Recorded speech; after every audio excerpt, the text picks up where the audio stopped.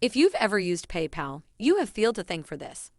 He co-founded the company, which went public in 2002 and was later sold to eBay for $1.5 billion.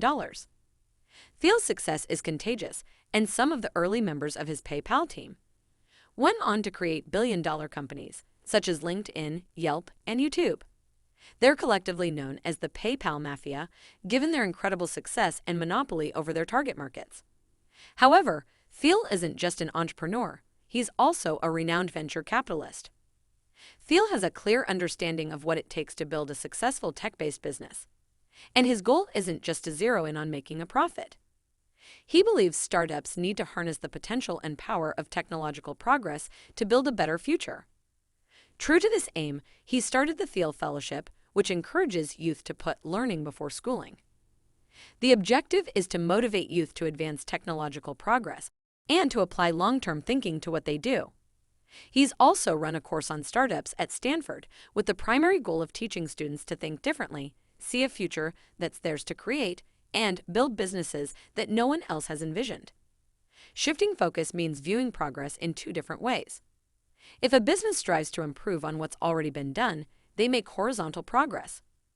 Horizontal progress is when you move from 1 to 10. So if you were to start with one typewriter and then expand the volume to 100 units, you've made horizontal progress. So as you can see, you literally copy and build on what exists, creating more volume. The message in 0 to 1 is that we need to shift to vertical progress. The idea here is that we should aim to create something new where we move vertically from 0 to 1. So instead of a typewriter, you build a word processor. If we expand on this slightly, we instinctively know that the next Bill Gates won't develop an operating system, nor will the next Larry Page build a search engine. In other words, tomorrow's tech industry leaders won't just continue to build on today's innovations. They will transcend the competition altogether and create something entirely new. It takes tenacity, imagination, and determination to change the world for the better. Few venture into the uncharted, but those who do take the world from 0 to 1. This summary will briefly look at the importance of vertical progress. If you want to build the next innovative tech-based business that could potentially alter the future, then this summary will give key insights and invaluable advice. We'll also briefly discover why most startups fail to be truly innovative and make a substantial difference, and what factors can help us build genuinely innovative tech-based businesses. Being contrary is not a flaw. Growing up, some of us have been told not to be contrary. Going with the flow, to not cause a fuss isn't the answer, and Thiel asserts that it's entirely necessary to be a contrarian thinker. Here's a question: what important truth do you hold that very few people support? Thiel asks this question in every interview that he conducts. He calls it the contrarian question. Although it may seem like a relatively straightforward question, it's actually tough to answer. Questions such as these can be intellectually challenging, because school-based knowledge is by definition universally agreed upon. Furthermore, it's also psychologically demanding, because it's likely that we'll respond with an unpopular response. Thiel maintains that most of the answers he hears are often just different ways of seeing the present. By contrast, the answers he looks for need to paint a picture of how tomorrow's world could be different. Why do we need contrarian thinkers? For starters, without them, we'd exist in a world without iPhones, Ubers, and Airbnbs. It results from duplicating success. This means going from 1 to N. Globalization is an example of horizontal progress, because it entails taking something that works in one area and replicating it elsewhere. For example, China's 20-year plan was to be like the West as we know it today. This might be progress, but it's worth asking whether duplicating Western economic paradigms and practices is globally sustainable. It's almost certain that this isn't sustainable, and the industrialization of more countries will lead to more problems. Unless technological innovations are introduced, China will double its industrial production, but double its air pollution at the same time. In contrast, harnessing technology to solve air pollution is vertical progress.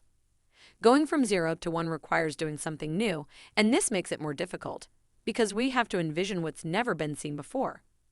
Henry Ford said that if he'd asked people what they wanted, they would have said faster horses. If he'd given them faster horses, he would have moved from 1 to 2. Instead, he believed that the world needed the automobile. If you want to create a startup that'll not only improve, but drastically change the world, then you have to go from 0 to 1. 0 to 1 thinkers, such as Henry Ford, imagine a better future and use technology to get there. When it comes to such quantum leaps in progress, startups provide a good launching pad. Many large corporations are hindered by bureaucracy and risk aversion. As a result, they tend not to produce any new technology. But it's difficult for one person to build new technology on their own, so teamwork matters. However, teams should be small enough to allow for both the momentum and flexibility to stay on the vertical track. So the best startups consist of just a few founders who share a joint mission. Be bold in the face of game-changing technology. New startup ventures are the source of game-changing tech.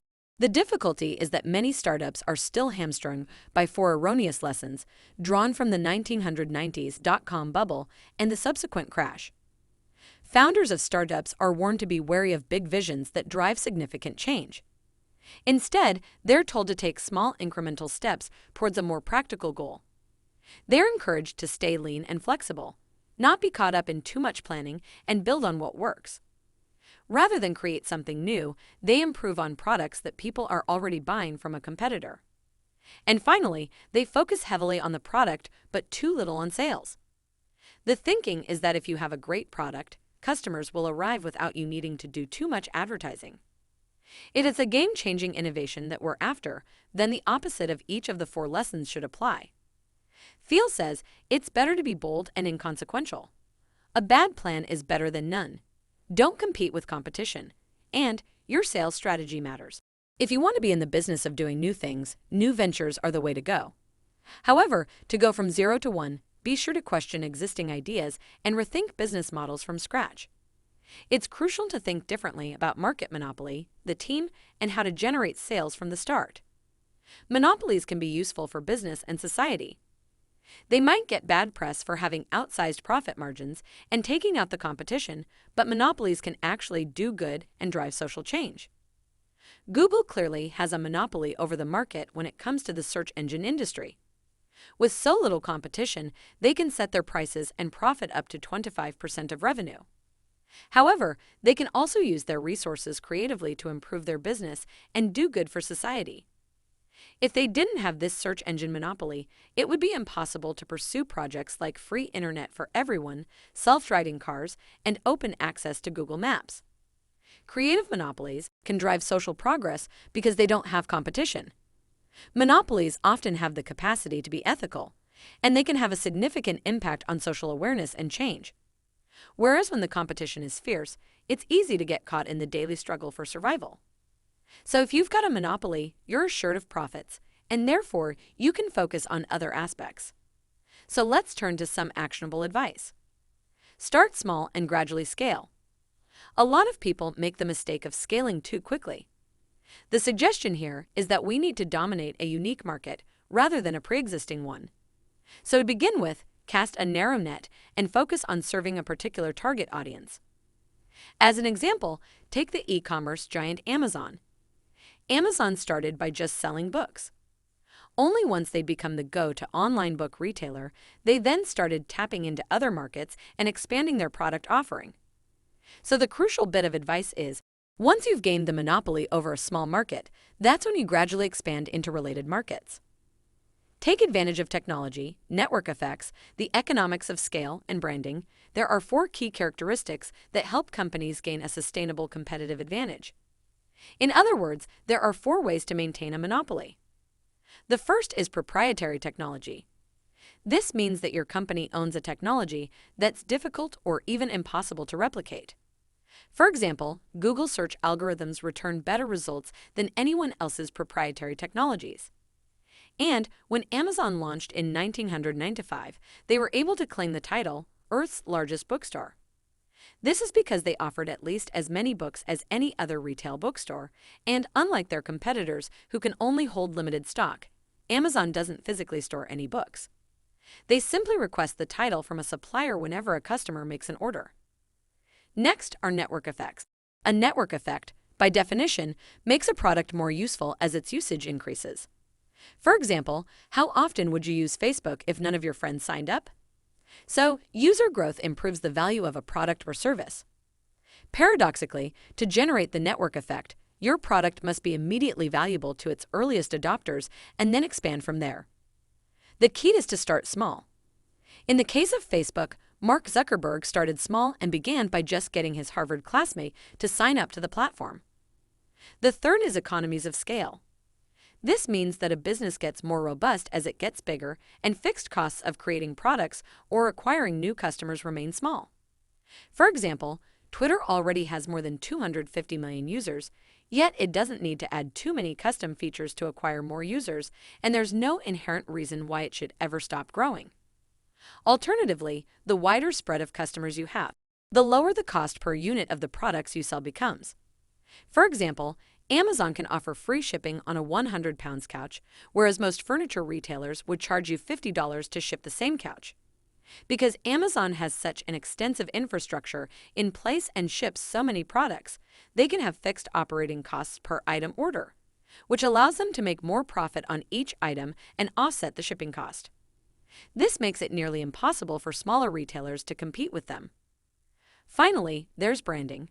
When people think of a fashionable electronic device, the Apple brand often comes to mind. It's tough for any other brand to compete in the market of fashionable consumer electronics. Everything from their sleek minimalist product design, store design, close control over the customer experience, and the memory of Steve Jobs' way of operating makes Apple a brand like none other. But Thiel does warn that beginning with branding over substance is dangerous. Branding alone isn't enough. Apple's market dominance is based first and foremost on its superior products, supported by its proprietary technologies. The product won't sell itself. Too many entrepreneurs underestimate the importance of sales and distribution. You might think, surely if it's a great product, customers will come. The truth is that startups tend to fail because of poor distribution, rather than because of an inferior product. So, like it or not, the process of selling via advertising through various distribution channels is critical. Different sales distribution channels and viral marketing are the cheapest methods and the most typical marketing strategy. Bear in mind that the more complex the product or service, the more one may need to spend on advertising.